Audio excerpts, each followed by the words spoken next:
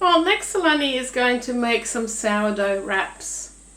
To start off the mixture, it's an overnight ferment, but what you need is 2 cups of high gluten white flour.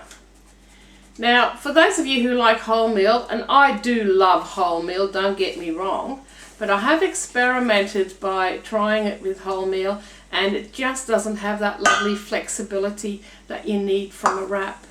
And I've learned also to use the high gluten white because the sourdough actually breaks it down so much that you need some gluten left to keep the flex in our wrap, otherwise it'll just crack. Alright, so if you can add some spices of your choice and mix that in with the dry flour. I see you've got your eyes on some Texan barbecue seasoning. Whoa, that's going to be a bit of fire, isn't it? So you're going to add a lot. You're going to really add a few of those spoons, okay? Another one. Because the thing is, with fermenting, it actually breaks down the heat as well. Oh, that's good to know. Yes, yes. So you really do need to put in quite an amount to really have a presence and that lovely smell after baking from the spices. So just mix that together. And we'll have a pinch of salt. I've got some lovely Himalayan salt. Lots of minerals.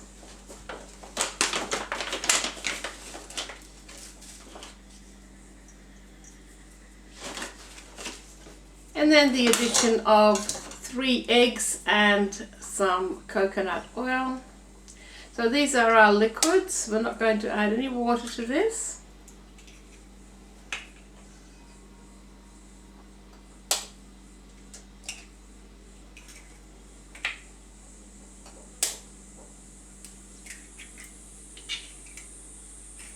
And a couple of tablespoons of our liquid coconut oil.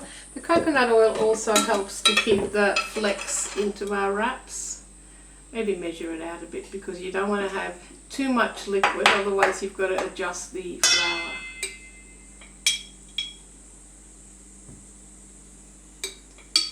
So the oil and the eggs help to bind and keep the wrap flexible. So you can put into the liquid.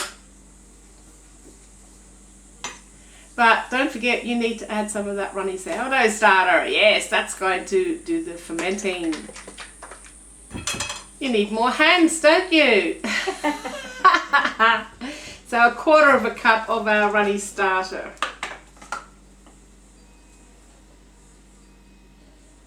Very good. So just bring all that moisture into our flour. And then when you notice that the flour has become damp all over, then you can start bringing it together. That's good. Oh, you're doing a great job there.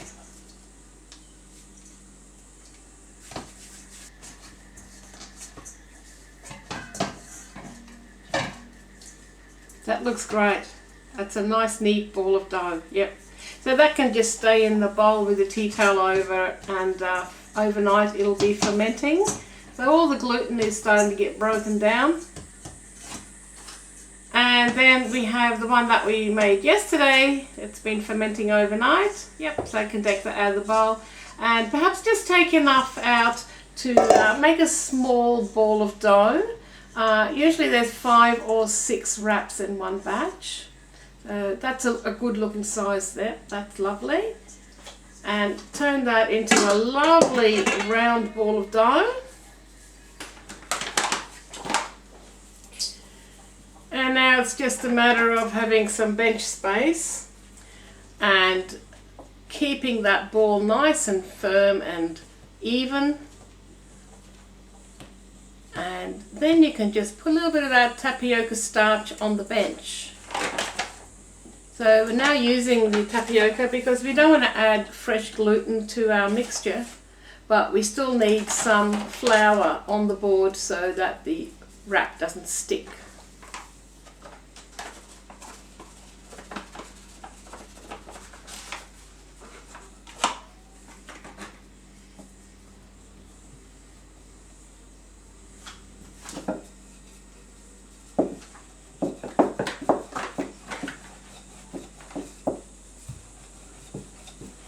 You can see Saloni is very experienced in this.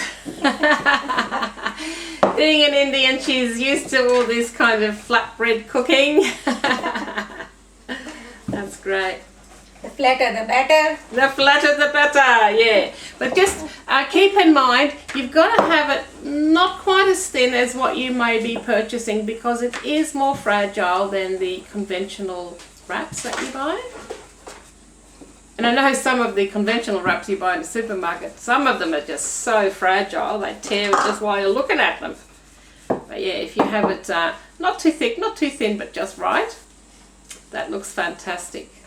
Well, let's heat up that frying pan. Just hot enough? Yeah. All right. So now the rolling out has been done. We're ready into a nice medium hot frying pan. Saloni's just going to pick up the wrap on the rolling pin because it's quite fragile now, and we certainly don't want to tear it. And then it can be unrolled into the frying pan.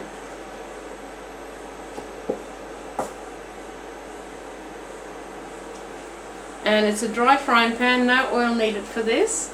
And it's just a matter now of waiting a minute or so until that dough starts to puff up. So if it starts to puff up in a couple of places, then we know it's time to turn. And you see the first signs of puffing now? Yeah. Yep, okay. Yep. We certainly don't want to have any burn marks on it. It can have a slight bit of brown, but what we're trying to do is just to cook that dough, just. A little bit of brown is okay. And I usually make them fresh as I need them, because that's when they've really got a lot of flex in them and strength. They can be kept in the fridge, but make sure you bring it right down to room temperature, otherwise they can still have a tendency to crack.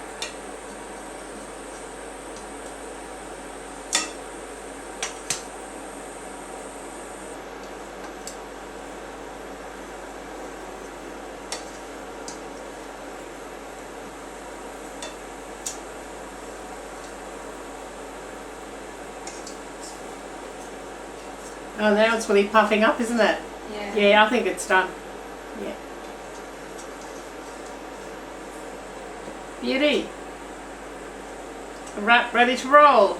Let's have lunch. Thank you.